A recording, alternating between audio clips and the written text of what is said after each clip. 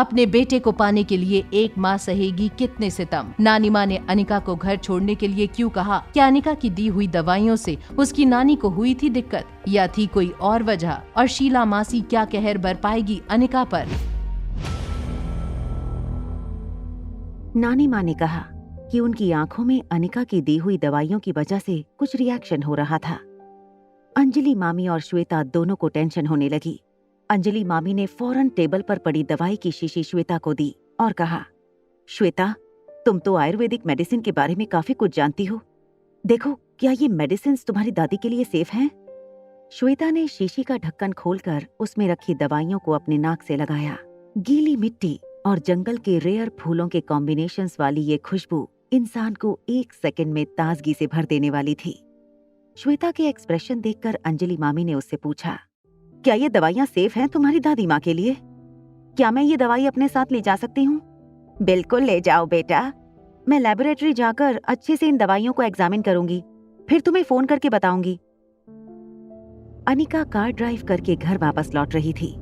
अनिका के मन में सिर्फ एक ही ख्याल बार बार आ रहा था, किस तरह वो आर्यन को अपने साथ रख सकती थी। अपने बेटे को पाने के लिए अनिका ने अपने आप को यहाँ तक तैयार कर लिया था कि अगर जरूरत पड़े तो वो रोहित से शादी भी कर लेगी। जब अनिका का ध्यान फोन की स्क्रीन पर पड़ा तो उसने देखा कि उसके पापा गौतम गुलेरिया उसे फोन कर रहे थे। अनिका ने गाड़ी के ब्लूटूथ से फोन कनेक्ट करके गौतम गुलेरिया का फोन रिसीव किया।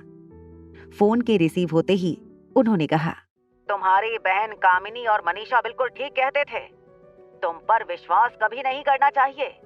अरे जो लड़की अपने बाप को धोखा दे सकती है, वो लड़की किसी भी हद तक गिर सकती है। गौतम गुलेरिया को इस बात का पता लग चुका था कि वो 2 करोड़ रुपए जो अनिका ने गौतम गुलेरिया के अकाउंट में ट्रांसफर किए थे, वो उसके अकाउंट से फिर से निकलकर अनिका के अकाउंट में ट्रांसफर हो गए थे। अब चुप क्यों हो? बोलती क्यों नहीं? एक बात पूछूं आपसे, क्या आपसे शादी करते वक्त मेरी माँ अंधी थी? ये कहकर अनिका ने गौतम गुलेरिया का फोन काट दिया। अनिका जानती थी कि वो चाहकर भी आर्यन का कुछ नहीं बिगाड़ सकते, क्योंकि आर्यन रोहित मारवा की कस्टडी में था। अभी अनिका के मन में ये सारी बातें चल रही थीं। तब बगल की सीट पर पड़ा उसका फोन फिर से वाइब्रेट होने लगा।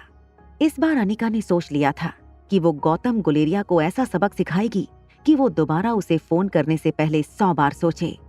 अनिका ने बिना स्क्रीन देखे फोन रिसीव कर लिया। क्यों बार बार मुझे फोन करके परेशान कर रहे हो? एक बात कहूं, अगर तुम मर भी गए तो मेरे पास तुम्हारे फ्यूनरल में आने के लिए वक्त नहीं है। मिस अनिका, ये क्या कह रही हैं आप? अब mister Marwa, I am sorry, वो कब से मुझे कोई बार बार फोन करके परेशान कर रहा था, इसलिए। आई एम श्योर आपको काफी लोग फोन करके परेशान करते होंगे। दरअसल मैंने आपको कॉल इसलिए किया था क्योंकि डॉक्टर शालिनी ने दादी माँ को ठीक करने का पूरा क्रेडिट अपने गुरु कल्याण शास्त्री को दे दिया। I am really sorry. Media में भी अब हर जगह उन्हीं का नाम जा रहा है। क्या आप चाहती हैं कि मैं ये सब कुछ ठीक कर दूं? Not at all mister Rohit, ऐसा करने की कोई जरूरत नहीं। और फिर डॉक्टर शालिनी ने भी काफी मेहनत की थी दादी माँ के इलाज के लिए। It's okay. मिस अनिका, अगर आपको या आपके परिवार में किसी को भी किसी भी चीज की जरूरत हो तो आप कभी भी मुझसे कांटेक्ट कर लीजिएगा। मुझसे मिलने के लिए you don't need an appointment. जी thank you so much mister Rohit. और मैं भी आपसे कहना चाहूंगी कि अगर आपके परिवार में किसी को भी इलाज की जरूरत पड़े तो आप बेझिझक मुझे कांटेक्ट कर लीजिएगा।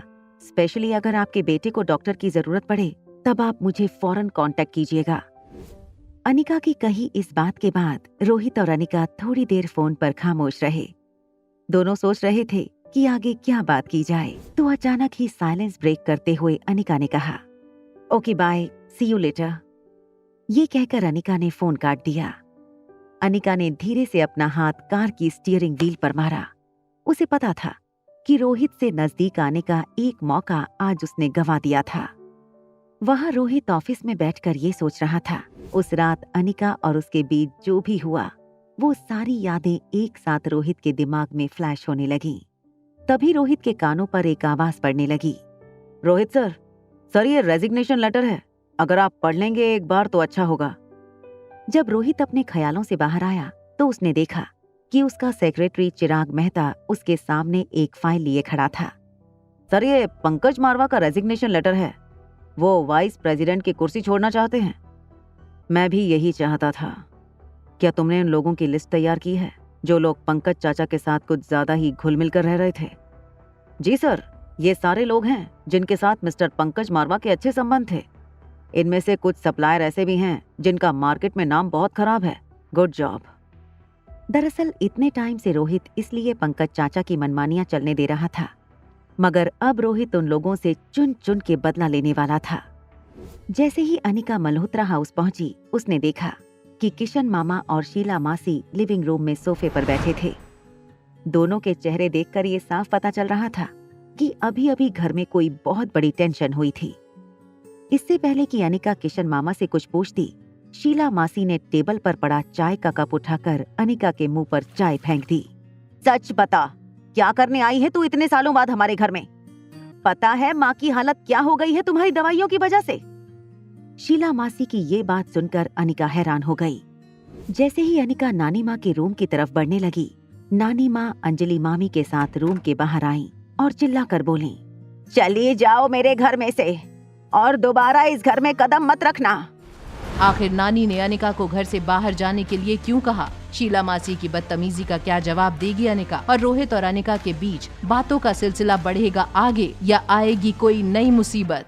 जानने के लिए देखिए अगला एपिसोड सिर्फ पॉकेट एफएम के YouTube चैनल पर। और एक लड़की को देखा तो के सारे एपिसोड्स को सुनने के लिए डिस्क्रिप्शन में दी हुई लिंक से डाउनलोड कीजिए पॉकेट एफएम ऐप।